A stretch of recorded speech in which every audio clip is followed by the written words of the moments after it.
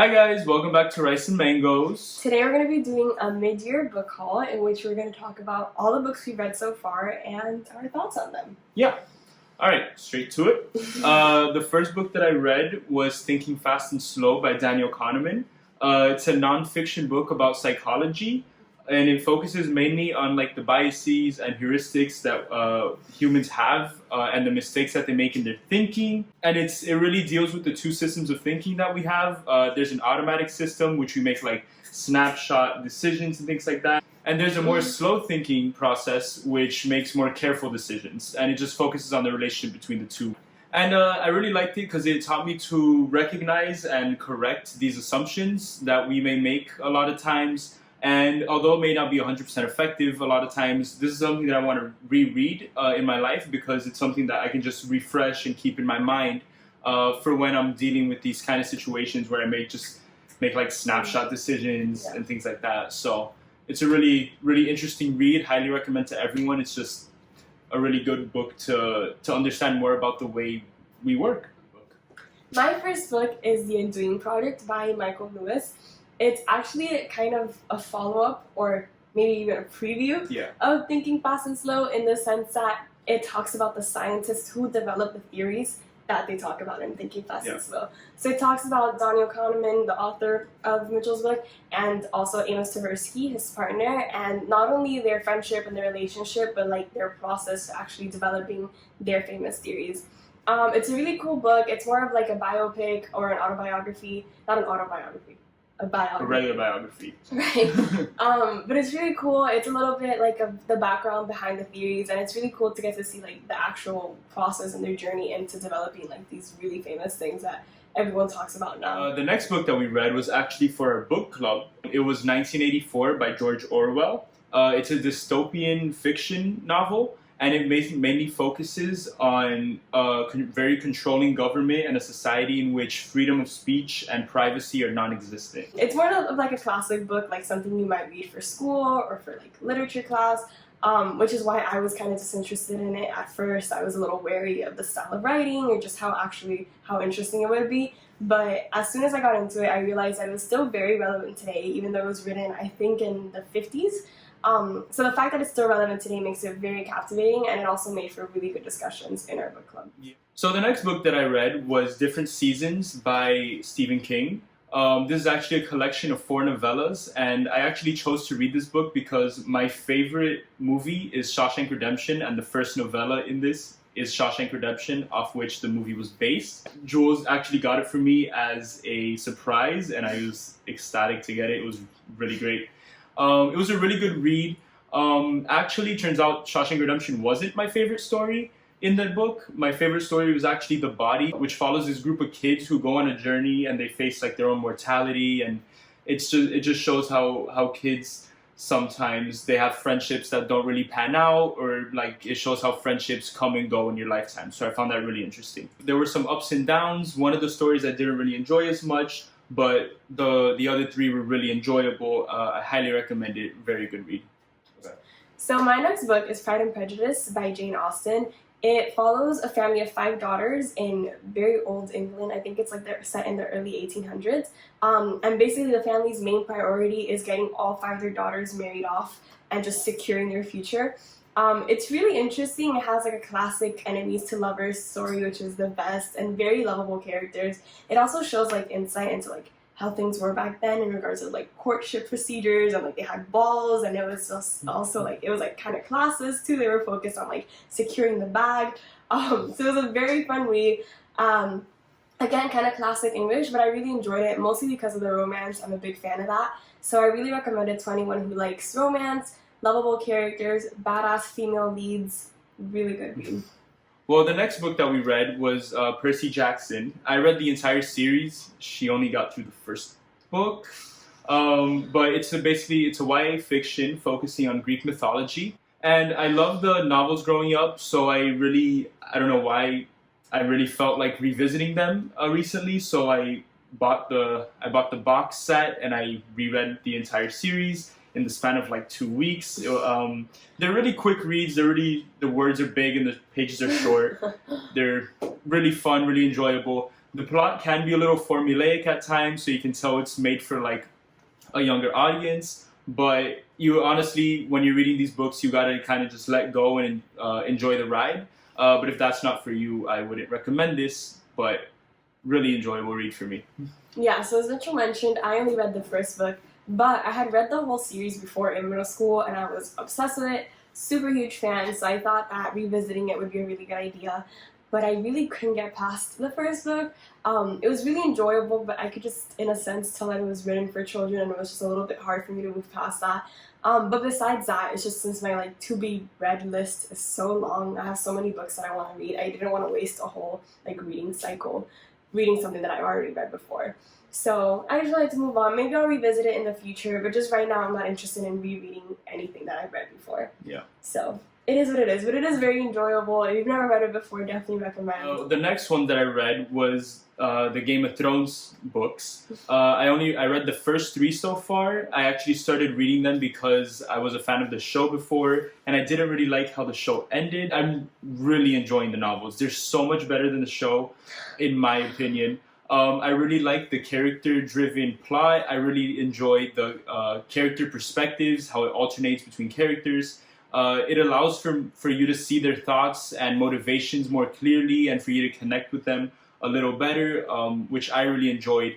And honestly, the show cut out a lot that the books had to offer, because obviously when you're adapting from a novel, you can't fit everything in there.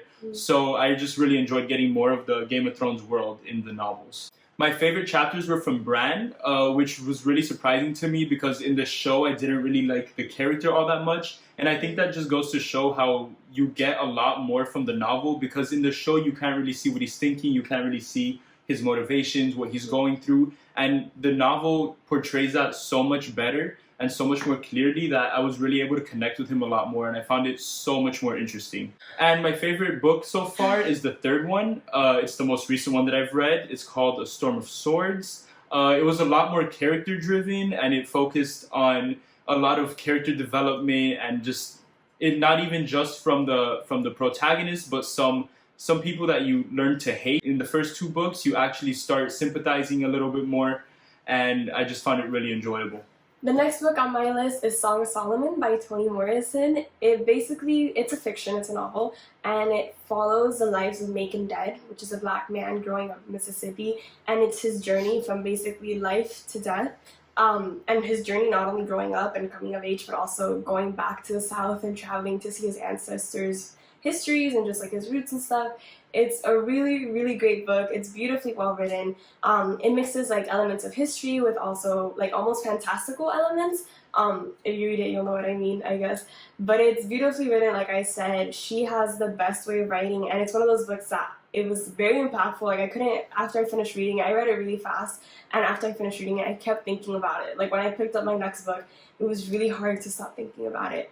And it does a great job of talking about issues that are still prevalent today. So the book is set in the 1960s with the Civil Rights Movement, and it talks about not only racism, but classism in a way that is obviously still important.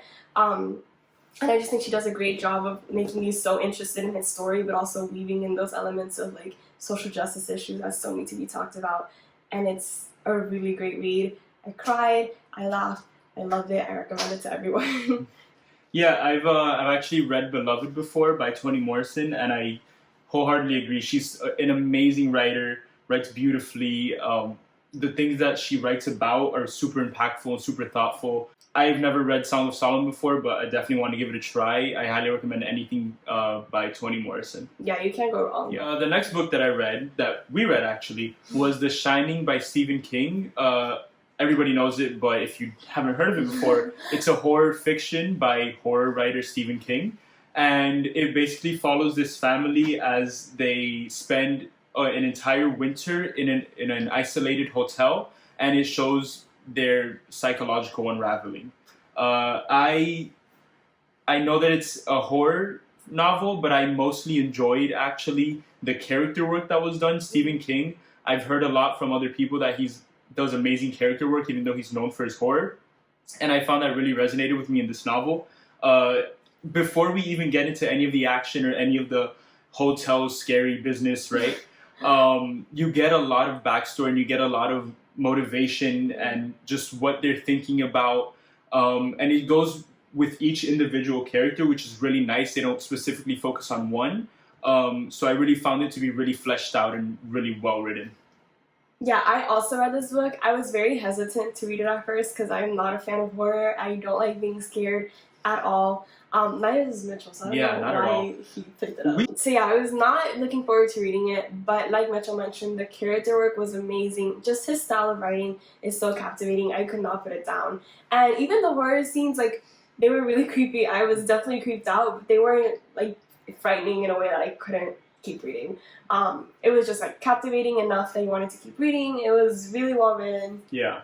It was a really good read. Yeah, honestly, and even though I enjoyed the character work a lot more, the horror was still really scary. Yeah. I didn't think I could get scared by reading a book, but I got chills and I had to like take some pauses because that shit is scary. And then actually, after we read the novel, we were really excited to watch the movie since we loved the book so much, but we were kind of disappointed. The movie is more of just a straight up horror movie. I know it's a classic and people love it, but I feel like it really stripped away a lot of the complexity of the characters. It really made them one-dimensional. The mom became like a scream machine. The father, Jack, was just like a scary man. He was crazy from the beginning.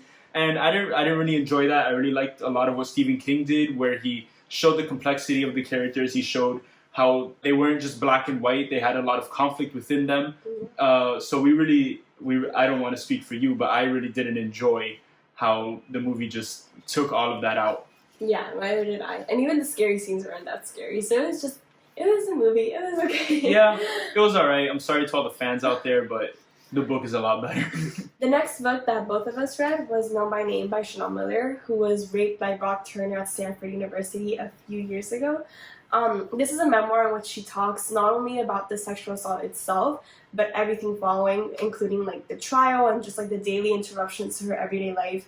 I mean, her whole life was put on pause. She had just graduated from college, she was working, and all of that was just basically put on hold while she dealt with this. But beyond that, beyond just like what actually happened in the following events, it's more of her journey into reclaiming her identity and becoming more than just Brock Turner's victim, but actually becoming Chanel Miller and her journey and getting her story out. It's a really, really good read. Yeah, amazing. I found it really insightful because a lot of times before reading this memoir, when I thought about sexual assault, and when I think a lot of people think about sexual assault, they really just think about the actual event of when it happens. But this memoir really opened my eyes to like the long-term effects and the day-to-day struggle that women have long after the actual assault happens. And so it was really eye-opening to me reading this novel in a book club with 4 other girls, having them explain to me everything. It was a really great read. Not only is it a great story, but it's also very well written. She uses these like seemingly unrelated metaphors and like childhood stories and brings them back and connects them to her current situation in a way that is just so great. Like so many times in our book club, we would talk about how she'd start talking about like something that happened to her when she was 10, and we'd be like, where is this going? And then she'd connect it to her current situation. Yeah. And it was really, really good. It made it more of like a whole story, like everything was full circle. And it wasn't as like archaic. It wasn't just like a news article, for example. It was like her voice, you could tell. Also, she makes you feel every single emotion with her, from obviously the shock at like finding out what had happened to her, to it's just like the sadness and the complete unraveling that ensued after, and even the happiness of the small victories. It's just like you go through everything with her. I cried, I laughed again. I do that in a lot of books, but this one was just very emotionally hard-hitting. Yeah, and this is a real roller coaster of emotions. The way she writes, she makes you feel every little thing. It was amazing. Yeah. And also, even with the gravity of the situation, the gravity of what happened to her, and everything that ensued, I loved how she was able to bring a sort of levity to the novel, to the memoir, and she brought in sarcasm and she made jokes, and I think that really helped to bring life to the story, and it helped her reclaim her identity, and it made her seem like a real person rather than just like a news article about some person that we've heard about over and over again. It made her come to life. I really enjoyed it. Yeah, it was a really good read. I would definitely recommend it to pretty much everyone. Yeah. It talks about something that's not really talked about and that happens more than it's talked about. So I feel like it's definitely worth reading, and it gives like a whole new perspective to what we're usually used to hearing from victims, I guess, or what the media portrays of victims. Yeah, it was really nice hearing a first-hand account of everything that happened to her. I really recommend this to all my fellow men out there to read, because before this I had a really narrow view of what happened during and after a sexual assault and what women went through, and this really opened my eyes to the entire process, the trauma, the coping, healing, reclaiming identity. It was amazing. It was really eye-opening, and it made me value a lot more what those women go through, because it's truly a terrible thing. So that was our last book that we've read. My 3 favorite books were The Shining, A Storm of Swords, the 3rd Game of Thrones book, and Know My Name by Chanel Miller. All amazing reads. I really love the other ones as well, but those 3 just really stood out for me. I highly recommend them. My favorites were Song of Solomon and Know My Name. And right now, I'm currently reading The Princess Bride, which is another one of my favorite movies of all time. So I'm really enjoying that read right now. And we're both reading The Vanishing Half for our book club, so we'll probably talk about that soon. Yeah, so like he mentioned, I am reading The Vanishing Half by Bennett. Brit Bennett, yes. Yeah, Brit Bennett. And I'm also going to start reading Thinking Fast and Slow in a little bit, which is the first book that Mitchell mentioned. All right, guys, that's everything for today. Thank you guys for tuning in. Hope you enjoyed the video. We'll get back to you soon. That's cute.